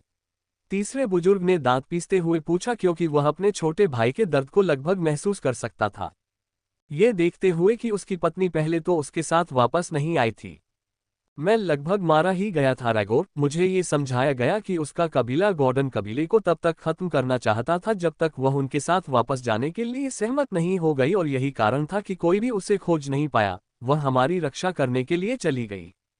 चौथे बुजुर्ग ने कहा कि इस बार वह शर्म से अपने पैरों की ओर देख रहा था। वह अपने पिता सम्राट से कभी नहीं मिल पाया था। उसे बताया गया था कि वह उसके साथ मुलाकात करने के योग्य नहीं है। क्या हम सचमुच ऐसी स्थिति में पहुंच गए हैं कि एक छोटा सा साम्राज्य भी हमें धमकी दे सकता है? मैं विश्वास नहीं कर सकता कि इतनी सारी चीजें अंधेरे में हो रही हैं, जबकि हम कुछ समय के लिए चुपचाप रहना चाहते हैं। महापुरुष ने कहा, लेकिन अगर ये बयान कभी बाहर आया तो राजधानी में भी बड़ा प्रकोप हो सकता है। ऐसा लगता है कि हमें उत्तराधिकार प्रक्रिया में जल्दबाजी करनी होगी, क्योंकि हम नहीं जानते कि हम पर क्या बीत रही है। तीसरे बुजुर्ग ने कहा, उसकी आंखें तिरछी हो गईं और वह बहुत खतरनाक लग रहा था। क्या तुम उसे वापस पाना चाहते हो? कुलपति ने पूछा। हाँ, मुझे पता है। जब उन्हें पता चला कि उसके परिवार वाले भी हैं, तो उसे जेल में डाल दिया गया होगा। जैसे ही वह कबीले से भागी, उनके लिए यह उनके बड़े अहंकार का अपमान रहा होगा, और मुझे पता है कि वह जिस भी स्थिति से गुजर रही है, वह जेल में रहने से कोई फर्क नहीं होगा। मैं उसे इस तरह से पीड़ित नहीं होने दे सकता। चौथे बुजुर्ग ने शिकायत की। जैसे ही उसने अपने प्रत्येक भाई की ओर देखा, उसने अपने दिल का दर्द बयां किया। मैं शांतिपूर्वक सेवानिवृत्त होने और अपने पिता के मिशन को अगली पीढ़ियों के हाथों में सौंपने की आशा कर रहा था, लेकिन ऐसा लगता है कि चाहे मैं कितनी भी कोशिश कर लूं, मैं अपने कबीले को अनावश्यक परेशानी में पड़ने से नहीं रोक सकता। यहाँ तक कि आग उगलने वाले कबीले के छोटे बच्चों ने मेरे अपने पोते पर हमला करने की हिम्मत की। ऐसा लगता है कि हम सभी ने इतने लंबे समय तक आराम किया है और उन्हें लगता है कि हमारी हड्डियों में जंग लग गई है, और उन्होंने वहां हाथ बढ़ाना शुरू कर दिया है जहां तक पहुंचना नहीं चाहिए। पब फ्यूचर विज्ञापन। चिंता मत करो ईदर, हम तुम्हारी पत्नी को वापस लाएंगे चाहे कुछ भी हो जाए, लेकिन तुम्हें मुझे कुछ और साल देने होंगे। कुलपति ने अपना लंबा भाषण समाप्त करने के बाद चौथे एल्डर से कहा। वहां उपस्थित सभी लोग उसकी बात सुन रहे थे। जब वह हंस रहा था, आह भर रहा था और मुस्कुरा रहा था। उनकी भावनाएं बदलती रही क्योंकि उन्हें कुछ ऐसी बातें याद आ गईं जिन्हें भूलने की उन्होंने पूरी कोशिश की थी।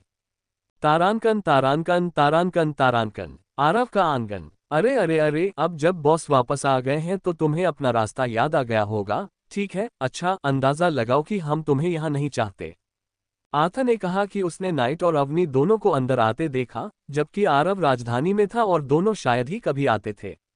लेकिन ऐसा इसलिए था क्योंकि दोनों समूहों के बीच वास्तव में चर्चा करने के लिए कुछ खास नहीं था, क्योंकि वे केवल आरव की वजह से एक साथ हैं। और तुम्हें क्या लगता है कि तुम्हें मुझे यहाँ से निकालने का अधिकार है? मुझे याद है कि यह तुम्हारा आंगन नहीं है। क्या तुम्हारा अपना घर नहीं है? तुम हमेशा एक बेघर बच्चे की तरह यहाँ क्यों रहते हो? अवनी ने अपनी बात पर काबू रखते हुए आथा को डांटा, जिससे वह शर्मिंदा तो हुआ, लेकिन उसने तुरंत अपना भाव बदल लिया। धत, उसकी मोटी चमड़ी दूसरे स्तर पर है, उसे जरा भी पश्चाताप का एहसास नहीं है। नाइट ने उसके घाव पर नमक छिड़क दिया। मेहन, क्या आप उन्हें मुझे भुनाते हुए नहीं देख सकते?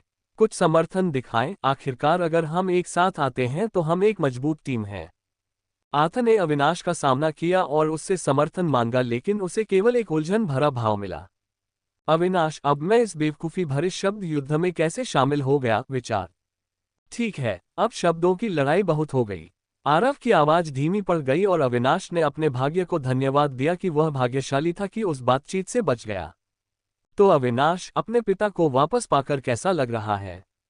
आरव ने अपने हाथों को आपस में रगड़ते हुए पूछा। वह केवल कल्पना कर सकता था कि चौथे बड़े जैसे शांत पिता होने पर कैसा महसूस होता है। वह वास्तव में लकड़ी के गोलेम से भी मंत्रमुग्ध था। लेकिन अविनाश के लिए ऐसा नहीं कहा जा सकता। अविनाश, क्या मैं अभी अभी कड़ाही से निकलकर आग में कूद पड़ा हूँ? यहाँ मुझसे कौन से कठिन प्रश्न पूछे जा रहे हैं? विचार 129 कहानियां भाग 1। मुझे लगता है कि जब से वह आया है तब से मुझे और उसे बात करने का समय नहीं मिला है।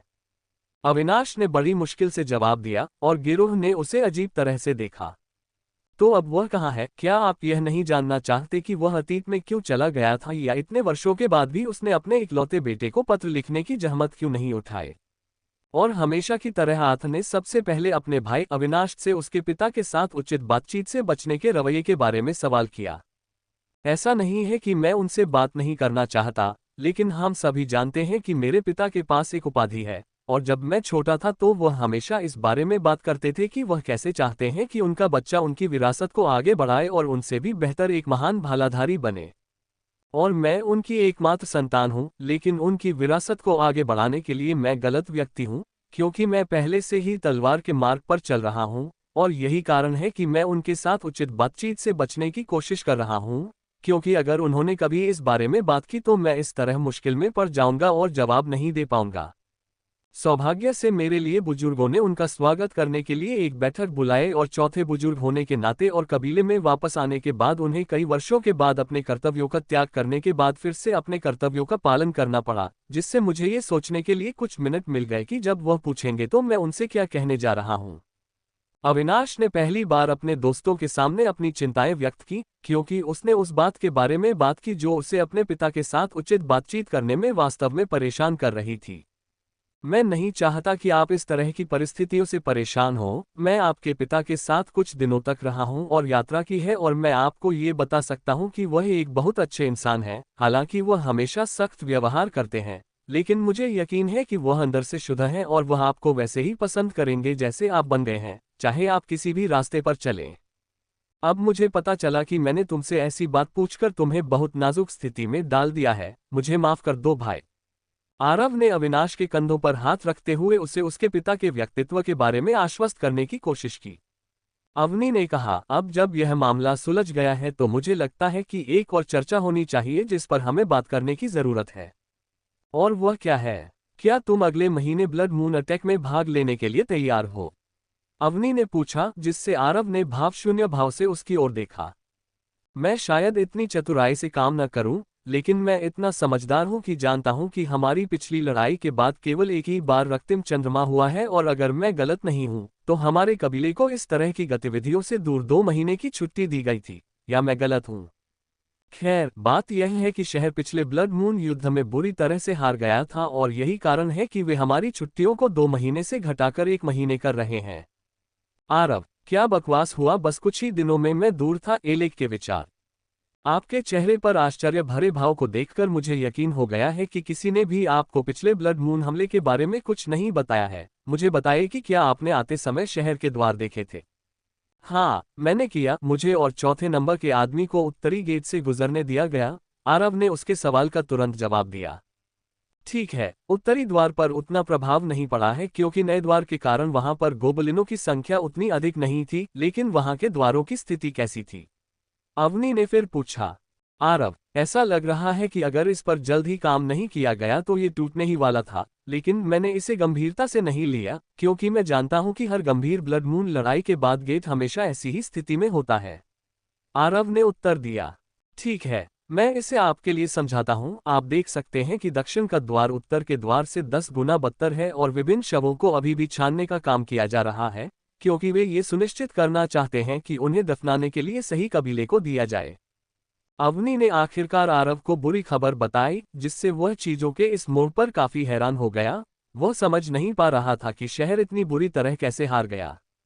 वह उसके दावों पर काफी संदेह कर रहा था, इसलिए उसने अविनाश और आथा की ओर देखा और उन्होंने भी उसकी बातों से सहमति में अपना सिर हिलाया। ये सब गंभीर लग रहा है, क्या हुआ? मेरे लिए सब कुछ विस्तार से बताओ।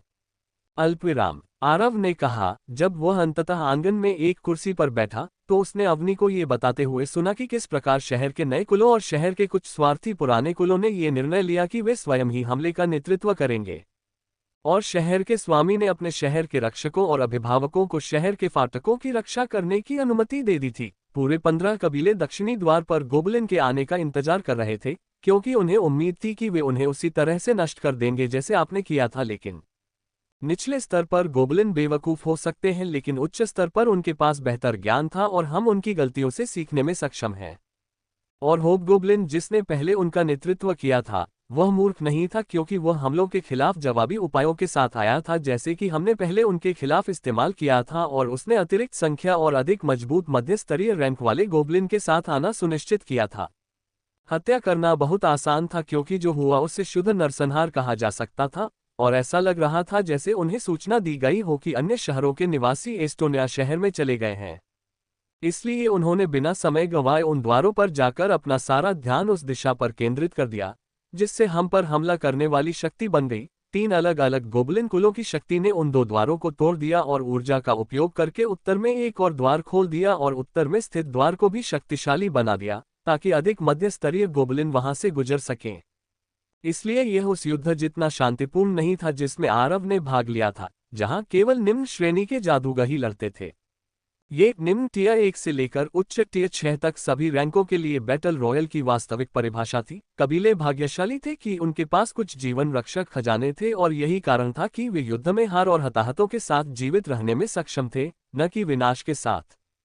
यद्यपि वे पराजित हो गए और उन्हें शहर के द्वार पर वापस भागना पड़ा जब रक्त चंद्रमा का अंतिम समय लगभग आ गया था, और शहर के रक्षक जिन्होंने रक्त चंद्रमा की शुरुआत के बाद से कोई लड़ाई नहीं लड़ी थी, द्वार पर थे और वे गोबलिनों के खिलाफ बचाव करने में सक्षम थे क्योंकि उनके पास अभी भी उनकी सहनशक्ति बरकरार थी और उन्होंने बिना किसी नुकसान के खूबसूरती से ये किया।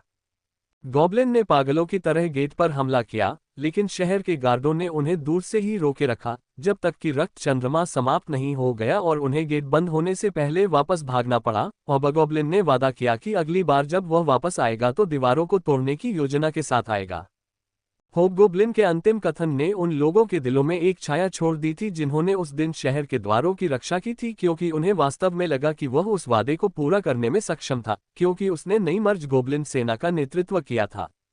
उन्होंने उन जादूगरों को जो स्वयं को बहुत ऊंचा समझते थे ये दिखा दिया कि वास्तविक दुनिया फूलों की सेज नहीं है, और यदि वे लंबे समय तक युद्ध नहीं करते हैं या बिना किसी युद्ध अनुभव के केवल अपने कबीले में अपनी सुविधानुसार अभ्यास करते हैं तो तब वे हरे सींगों से अलग नहीं होंगे। और यही मुख्य कारण था कि अधिकांश जादूगरों के कबीले ने शहर के स्वामी से गॉर्डन कबीले की लड़ाई की छुट्टी को 2 महीने से बदलने का अनुरोध किया। 1 महीने तक तो शहर में प्रवेश करने वाले नए कबीले भी इस रुख से सहमत हो गए और उन्होंने अनुरोध किया कि शहर के स्वामी गॉर्डन कबीले की छुट्टी कम कर दे ताकि वे जल्दी वापस आ सकें और चमत्कार कर सकें, क्योंकि वे पिछली बार की तरह फिर से गोबलिन का सामना करने के लिए तैयार नहीं थे। उन्हें पता नहीं था कि शहर के स्वामी ने गॉर्डन कबीले के साथ अगले रक्त चंद्रमा में लड़ने के लिए पहले ही समझौता कर लिया था, लेकिन इसकी घोषणा न करने के कारण वे वास्तव में गॉर्डन कबीले और शहर के स्वामी के बीच इस गुप्त समझौते से अनजान थे। और शहर का स्वामी गॉर्डन कबीले के अवकाश को सार्वजनिक रूप से वापस लेने के लिए उनसे जबरन वसूली करने में प्रसन्न था, और उसने गॉर्डन कबीले के कुलपति के साथ मिलकर कुलों से वसूली गई चीजों के बूथ को बराबर बराबर बांट लिया। मैं समझ रहा हूं कि आप क्या कहना चाह रहे हैं, लेकिन इसमें कोई समस्या नहीं है। वास्तव में मैं काफी समय से अपने गोलेम की शक्तियों का परीक्षण करने का प्रयास कर रहा हूं, क्योंकि उन्हें नए अपग्रेड मिल गए हैं। मुझे लगता है कि यह ब्लड मून युद्ध बिल्कुल सही समय पर आया है, क्योंकि टाइटन और हाइव क्वीन इस तरह से पर्यावरण को नुकसान पहुंचाने के डर के बिना अपनी क्षमताओं को पूरी तरह से उजागर कर सकते हैं, आरव ने कहा। और यहां तक कि उसके भाई भी उत्साहित हो रहे थे, क्योंकि वे अगले रक्त चंद्रमा युद्ध में फिर से उसके साथ लड़ने के लिए इंतजार नहीं कर सकते थे, क्योंकि वे याद करते हैं कि पिछली बार उन्होंने गॉब्लिन के खिलाफ उसके साथ युद्ध के मैदान को कैसे पलट दिया था। वे सभी बहुत सारे युद्ध गुण प्राप्त कर रहे हैं, और उन्होंने इसका उपयोग संसाधनों, कौशल के आदान प्रदान के लिए किया है, ताकि उनकी क्षमताओं में वृद्धि हो सके और वे गॉर्डन कबीले के जादूगरों का नेतृत्व करते हुए फिर से दिखावा करने के लिए इंतजार नहीं कर सकते थे, क्योंकि उन्हें लगा कि उन्होंने पिछली बार की तुलना में अधिक सुधार किया है। मैं इंतजार नहीं कर सकता बॉस, आथा ने मुठियां भींचते हुए कहा, क्योंकि वह आरव से यह कहना भूल गया था कि वह उसके साथ दूसरे कुलों में जाए ताकि वह पूरे शहर की युवा पीढ़ी की गांड साफ कर सके। मुझे तो ये भी लग रहा है कि मैं टियर 2 दायरे के करीब पहुंच रहा हूं, और ये लड़ाई शायद वही है जिसकी मुझे अगले दायरे में पहुंचने के लिए जरूरत है, आरव ने कहा। अविनाश, सामंत, अवनी, पुरुषों, आप इस तरह से हमारा मनोबल क्यों गिराना चाहते हैं? और मैं अपने नए कौशल को आपके सामने दिखाने में गर्व महसूस कर रहा था, लेकिन आप मुझे ये बताने लगे कि आप टियर 2 दायरे के करीब महसूस करते हैं। नाइट ने अपने चेहरे पर भय के भाव के साथ शिकायत की, क्योंकि हर बार जब उसे लगता था कि वह खेती करते समय आरव के करीब पहुंच गया है, तो आरव उनके बीच फिर से बहुत बड़ा अंतर पैदा कर देता था, और यह इस तरह से थका देने वाला होता जा रहा था। चिंता मत करो भाई, भविष्य में तुम्हारे पास मुझसे आगे निकलने का मौका होगा, हार मत मानो, आरव ने सलाह देते हुए नाइट के कंधों पर हाथ रखा, और वे सब हंस पड़े, क्योंकि अगर वे सौभाग्य से आरव को पकड़ भी ले तो भी वे उसे कभी भी लड़ाई में नहीं हरा पाएंगे, क्योंकि उसके पास गोलेम के अतिरिक्त हाथ थे जो पहले से ही उससे कहीं अधिक शक्तिशाली थे। तारानकन तारानकन तारानकन तारानकन। शाही राजधानी में प्राचीन ब्लेज कबीले के अंदर। प्राचीन ब्लेज कबीला हमेशा की तरह व्यस्त था, क्योंकि वे अपनी दैनिक गतिविधियों में लगे हुए थे, लेकिन प्राचीन कबीले में कहीं एक लड़की को प्रशिक्षण कक्ष में दर्द से दांत पीसते हुए देखा जा सकता था, क्योंकि वह अपनी पीठ पर पड़ रहे भारी गुरुत्वाकर्षण को सहन कर रही थी। उसका पूरा शरीर पसीने से भीग गया था जब वह ध्यान की मुद्रा में बैठी थी और दबाव में रहते हुए भी साधना करने की पूरी कोशिश कर रही थी। अरे ऑरोरा, अगर तुम ऐसा ही करती रही तो हम जिस एक चीज को बाहर निकालेंगे वह है एक आवेगशील लड़की। ग्रे रंग के बाल वाले एक लड़के ने गुरुत्वाकर्षण कक्ष के दरवाजे से कहा। वह अंदर आने की हिम्मत नहीं कर रहा था, क्योंकि उसने देखा कि अंदर कौन प्रशिक्षण ले रहा था। कोई रास्ता नहीं था कि वह उस महिला के साथ उसी गुरुत्वाकर्षण कक्ष में प्रवेश करे। वह एक महिला थी, रेक्स का उल्लेख करता है। सेबेस्टियन, बाहर निकलो, मैं इस समय तुम्हारे साथ इस प्रकार की बातचीत करने के मूड में नहीं हूं। ऑरोरा ने गुस्से में जवाब दिया, क्योंकि उसके चारों ओर आग की एक तेज चमक उठी और उसकी पीठ के पीछे एक लंबी आग की पूंछ दिखाई दी और उसके सिर पर 2 आग के सींग दिखाई दिए। और सेबेस्टियन उसके नए रूप को देखकर घबरा गया, क्योंकि वह जो घटना देख रहा था वह कुछ ऐसी थी जो प्राचीन ब्लेज कबीले में शायद ही कभी घटित होती थी, और केवल सुपर ब्लडलाइन वाले ही इसे जगा सकते थे। अल्पविराम, मुझे मत बताओ कि तुम इस समय अपनी ज्वलंत आत्मा को जागृत कर रहे हो। सेबेस्टियन चिल्लाया, क्योंकि वह अंततः कमरे में प्रवेश कर गया था और अंदर के दमनकारी गुरुत्वाकर्षण को भूल गया था, और वह अपनी बेवकूफ़ी भरी गलती का एहसास होने से पहले ही अंदर कूद गया, और वह जानता था कि वह बर्बाद हो चुका है। उसने केवल ऑरोरा को अपने ज्वलंत आत्मा जानवर को जगाते हुए देखने के कारण अपना आपा खो दिया था, और इसीलिए वह अंदर आया, लेकिन यह दबाव निश्चित रूप से ऑरोरा की सीमा से ऊपर था। निश्चित रूप से यह खुद को दंडित करने का एक तरीका था जब भी उसे लगता था कि उसमें कोई कमी है। अरे, वह घुटनों के बल गिर पड़ा और अपने हाथों से खुद को सहारा देने लगा, क्योंकि वह जमीन पर औंधे मुंह पड़ा था। अरे ऑरोरा, कमरे का गुरुत्वाकर्षण कम करो, वरना मैं मांस के पेस्ट में बदल जाऊंगा। सेबेस्टियन ने जल्दी से विनती की, क्योंकि गुरुत्वाकर्षण नियंत्रण रिमोट उसके पास था, लेकिन ऑरोरा किसी प्रकार के ज्ञान में थी और उसकी ओर ध्यान भी नहीं दे रही थी। क्या ये कर्म है? मैं अपने आलस्य के कारण अपने सभी प्रशिक्षणों से बच जाता हूं और अब गुरुत्वाकर्षण कक्ष में मरकर अप्रत्यक्ष रूप से प्रशिक्षण लेने के लिए मजबूर हो रहा हूं। सेबेस्टियन ने अपने आप से कहा, जैसे ही उसने बैठने और ध्यान करने की पूरी कोशिश की ताकि उस दबाव को कम किया जा सके जो वह महसूस कर रहा था, क्योंकि वह वास्तव में गुरुत्वाकर्षण कक्ष में अपने पैरों को हिलाने में सक्षम नहीं था। वह जानता था कि ऑरोरा कमरे में दबाव का इस्तेमाल खुद को दंडित करने के लिए कर रही थी, क्योंकि वह कुछ भी करने में असमर्थ थी, जबकि ड्रैगियोनिक जाति के हेड्रियल ने उस पूरे युद्धक्षेत्र को नियंत्रित कर लिया था जिसे उसे सौंपा गया था। यद्यपि हर कोई उसकी प्रशंसा कर रहा था क्योंकि उसके युद्धक्षेत्र में सबसे कम लोग हताहत हुए थे, लेकिन वह उन लोगों में से थी जो चीजों को दिल से लेती थी और उसे यकीन था कि अगर हेड्रियल ने अपने से कमजोर लोगों में रुचि न लेने के लिए दया नहीं दिखाई होती तो वह घर वापस नहीं लौटती। वह वास्तव में उस तरह का अनुभव कभी नहीं करना चाहती थी। एक मोहरे से ज्यादा कुछ न होने का एहसास ही उसके लिए काफी अपमानजनक था। अभी वह हेड्रियल की तरह मजबूत बनना चाहती है और शायद वह बड़ी पूंजी वाली शतरंज की बिसात पर एक महत्वपूर्ण मोहरा बन जाए। उसके बाद वह एक स्टार मोनार्क विशेषज्ञ बनने का सपना देख सकती थी और अपने कबीले के संयम को तोड़ सकती थी और शायद एक मुख्य खिलाड़ी भी बन सकती थी। और जब इस तरह की क्षमता की लड़ाई लड़ी जा रही थी तो उसे अब किनारे पर नहीं रहना पड़ेगा। वह बस यही सोच रही थी जब उसने अपनी ज्वलंत आत्मा जानवर को जगाया। मजबूत होने की उसकी तीव्र इच्छा ने उसके अंदर एक बड़ी शक्ति को जगा दिया।